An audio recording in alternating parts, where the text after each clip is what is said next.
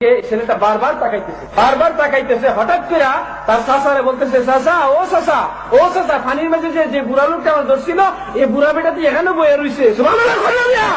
আরে গাউসুল আজম খাজা বাবা, গাউসুল আজম দয়াল বাবা, আউলিয়ার সরদার, তোমাকে দিয়াছেন আল্লাহ রহমতের ভান্ডার গো বাবা, রহমত।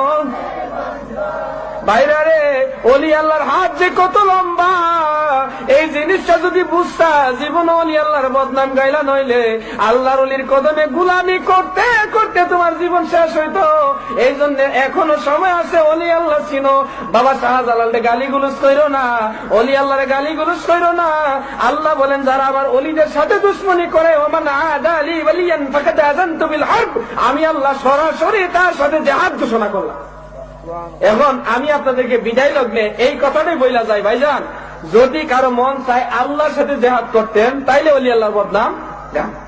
আমি আপনাদেরকে হুকুম দিয়ে গেলাম, যদি কারো আশা থাকে, শখ থাকে যে আল্লাহর সাথে আমি জিহাদ করতাম, আল্লাহর সাথে মারি করতাম, তাইলে বালা করি ওলি আল্লাহ বদনাম কাউকে আপনারা বাধা দেন। আর যদি মনে করেন যে আল্লাহ যদি যারে ধরে তারে সারেনি, ভাইজান বন্দার ধরাটা শক্ত না, আল্লাহর ধরাটা শক্ত। ভাইজান সুজা করে লাইব। ছিল সাদ্দাত নমরুদ কারণ ছিল মিশরের অধিপতি ফেরাউন, ঠিক না বেঠিক? হুজুর কামাজান কি মধুর ভাষা আমরা শিখেছে। ছিল সাদ্দাত নমরুদ কারণ ছিল মিশরের অধিপতি ফেরাউন, ধনে জনে মানে নাই ছিল নুন্ন নবী দবিনে বাব সবই মিশে রহমতুল্লিল আলামিন, রহমতুল্লিল আলামিন। আমার ভাইরা গো, বিদায় লগ্নে আমি আপনাদেরকে বইলা যাই, এখনো সময় আছে। ওলি আল্লাহ ছিলেন, আপনাদেরকে দাওয়াত দিলাম। বহুত পীরের মাজার হয়তো আপনারা ঘুরতে পারেন, জাকের মঞ্জিল একবার যায় দেখে আসেন। হুজুর কেমন একটা বাগান সাজাইছে, এই বাগানের ফুলগুলা কিরকম একটা যায় দেখে আসেন। আমার ভাইরা গো, জাকের মঞ্জিলে মানুষ এমনি যায় না। খাজা বাবা জীবনে কোনোদিন মৌলভীবাজার জেলায় আসে নাই, এই যে এই জেলায় কোনোদিন দাওয়াত খাইতে আসে নাই, ওয়াজ করার জন্য আসে নাই। এই সিলেট বিভাগে হুজুর কোনোদিন আসে নাই।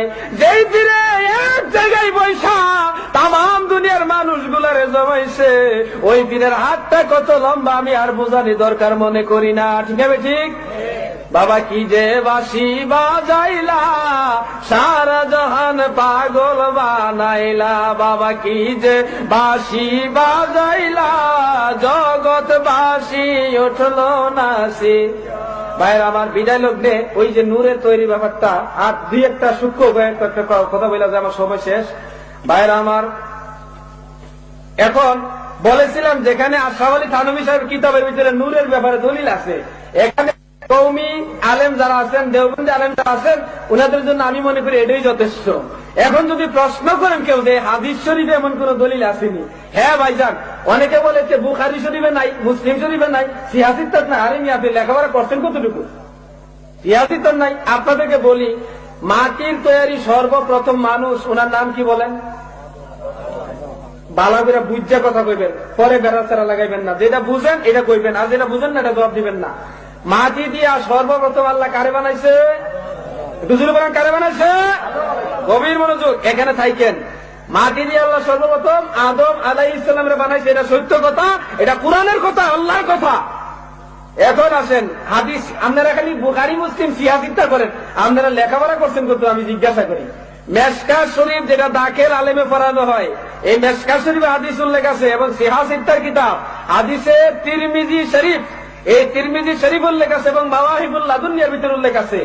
নবীজি ঘোষণা দিচ্ছেন, দলিল দলিল কুনতু নাবিয়্যা ওয়া আদামু বাইনাল মাই ওয়াত তিন। নবীজি বলতেছেন আদম যখন মাটি এবং পানির মাঝে আসিল তখন আমি রাসূলুল্লাহ নবী হিসাবে আসিলাম। এই হাদিসটা এটা সিহাসিত্তার হাদিস, এই হাদিসে আমরা বুঝলাম আদম যখন পয়দা হয় নাই তখনও নবীজি নবী হিসাবে আসিল। এখন বুঝেন, নবী হওয়ার জন্য শর্ত হইল মানুষ হইতে হবে। কারণ জিন জাতির মাঝে কোন নবী আছে? ফেরেশতাদের মাঝে কোন নবী আছে? মানুষ ছাড়া অন্য কোন জাতির মাঝে নবী আছে? এই জন্য নবী হইতে হলে শর্ত হইল মানুষ হওয়া, আর মানুষ হওয়ার জন্য শর্ত হইল দেহ এবং রুহু দুইটা। এখন রুহু আছে, দেহ নাই, এটার নাম কিটা? আত্মা। এটার নাম কি? আত্মা। আমরা যারা গ্রাম্য ভাষায় কই ভূত বা জিন, পেতনি, ভাইয়ের আমার, আবার রুহু নাই দেহ আছে, এটার নাম কি বলেন? রুহু নাই দেহটা আছে, এটার নাম কি? মুর্দা বা লাশ। এটারে মানুষকে বলি। রুহু না থাকলে মানুষের একটু লাশ কয় না মানুষ কয়? হ্যাঁ আমার ভাইরা, নবী হওয়ার জন্য শর্ত হইল মানুষ, আর মানুষ হওয়ার জন্য শর্ত হইল দেহ এবং রুহু দুইটা। তাইলে আমার নবীজি বলতেছেন, আমরা তো জানি মাটি দিয়ে আল্লাহ আদম আলাইহিস সালামের বইটা প্রথম বানাইছেন। এখন নবীজি বলতেছেন আদম সৃষ্টির আগে আমি নবী ছিলাম। মানে নবী মানে আছে দেহ এবং রুহু দুইটা লইয়ে আসিলাম আদম সৃষ্টি হওয়ার আগে। আমি নবী জিজ্ঞাসা করি, ভাইজান আদম তো মাটির তৈরি প্রথম মানুষ, তো আদম সৃষ্টির আগে নবীজি দেহ এবং রুহু লইয়া আসিল, তো নবীজির দেহ তো মাটির হওয়ার কথা না, যেহেতু আদম হইল প্রথম। কথা বুঝছেন আপনারা? নবীজির দেহ রুহু দুইটাই আসিল আদম সৃষ্টির আগে। তাহলে আমি জিজ্ঞাসা করি ওই সময় কিসের কি দিয়া নবীজির আল্লাহ বানাইছিল? আমরা মৌলবীরা যে এত বড় বড় ফতুয়া দেয়, আমরা আবার নিজের জানাজানিতে পড়াইতাম। ভাইজান ওলি আল্লাহ যেটা পারে আমরা এটা পারতাম না, তাইলে বোঝা গেল ওলি আল্লাহ যে মর্যাদা, ওই মর্যাদাটা আমাদের। কথা বুঝেননি? আমার কথাটা বুঝছেন না আপনারা? যে আল্লাহর ওলি নিজের জানাজা নিজে পড়াইতে পারছে, আমরা যেটা পারতাম না, তাহলে বোঝা গেল দুটা ক্লাস এক সমান না। ভাইজান ওয়ানে যারা পড়ে ওনাদেরকে কি বলা হয়? ক্লাস ওয়ানে বললে তো স্টুডেন্ট, ছাত্র নাকি? ছাত্র নানি ভাইজান? মানে ক্লাস 10-এ যে পড়ে হেও তো ছাত্র, এখন ডিগ্রি ক্লাসে যে পড়ে হেও তো ছাত্র। কি বলেন? ওয়ানে পড়ে হেও ছাত্র, ডিগ্রিতে পড়ে হেও ছাত্র, দুনো ছাত্র কি এক সমান নেই? এখন ডিগ্রি ক্লাসের ছাত্র একজন যদি এক জায়গায় বই রয়েছে, ওয়ানে পড়ে এত যদি লগে, উনি ছাত্র আমিও তো ছাত্রই, লগে যদি বই উনি ভাইজান, এটা তাহলে কি বইটা বেয়াদবি হবে না? ভাইজান গো, ওলি আল্লাহরাও মানুষ, আমরাও মানুষ, আমরা হইলে ওয়ানের ছাত্র মানুষ, আর ওলি আল্লাহ হইল ডিগ্রি ক্লাসের ছাত্র মানুষ। আমার ভাইরা রে, এই জিনিসটা চিন্তা করো, তারা মানুষ, এই কথা সত্য, কিন্তু তোমার আমার মতো সাধারণ মানুষ না। ওলি আল্লাহরা ইশারা করলে মরা মানুষ জিন্দা হয়ে যায়, ওলি আল্লাহ ইশা করলে মুর্দা দিল জিন্দা হয়ে যায়। এক সুরে গেছে চুরি করতো গাউসে বাগের বাড়িতে, সুরে চুরি করে গাট্টি বুঝা যা আছে সব বইছে জমায় গাট্টি লইয়া ফজরের নামাজের আজানের আগে আপনার রহমতের সময়ে উনি গাট্টি লিয়া দরজা বিচারে বাইরিতে, এখন দরজা পায় না, ঢুকছে দরজা দিয়ে, এখন ঘরের চতুর্দিকে ঘুরতেছে কিন্তু দরজা পায় না। বেটা সারা রাত ঘুরলো রে ভাই, দরজা তো আর পায় না, কাঁদতেছে। এখন হুজুর গাউসে বাগ যখন ঘুম থেকে উঠছে, ওইটা থেকে চুরে খালি ঘুরে দেবার কিরে গুরুস কিরে রে, হুজুর আমার মাপ ফিরে দিল, আর চুরি করতাম না হুজুর, আর চুরি করতাম না। আরে রাখ রাখ, কিতাব তুই চুরি করস কেন? হুজুর আমার ঘরে ছেলে মেয়ে আছে, স্ত্রী আছে, সংসার আছে, হুজুর অভাবের কারণে চুরি করতে পাইছি।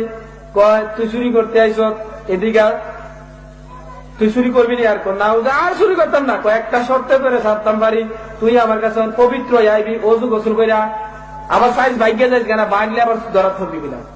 গাইটা হুজুর ঠিক আছে। ছেলেটা বারবার তাকাইতেছে, হঠাৎ করে তার চাচারে বলতেছে, চাচা ও চাচা, ও চাচা, পানির মাঝে যে বুড়া লোকটা আমার ধরছিল, এই বুড়া বেটাতে এখানে বয়ে রয়েছে। আরে গাউসুল আজম খাজা বাবা, গাউসুল আজম দয়াল বাবা, আউলিয়ার সরদার, তোমাকে দিয়াছেন আল্লাহ রহমতের ভান্ডার গো বাবা, রহমত। ভাইরা রে, ওলি আল্লাহর হাত যে কত লম্বা, এই জিনিসটা যদি বুঝতা, জীবন ওলি আল্লাহর বদনাম গাইলা, নইলে আল্লাহর ওলির কদমে গুলামি করতে করতে তোমার জীবন শেষ হইতো। এই জন্য এখনো সময় আছে, ওলি আল্লাহ চিনো। বাবা শাহজালালে গালিগুলোজ কইরো না, ওলি আল্লাহরে গালিগুলোজ কইরো না।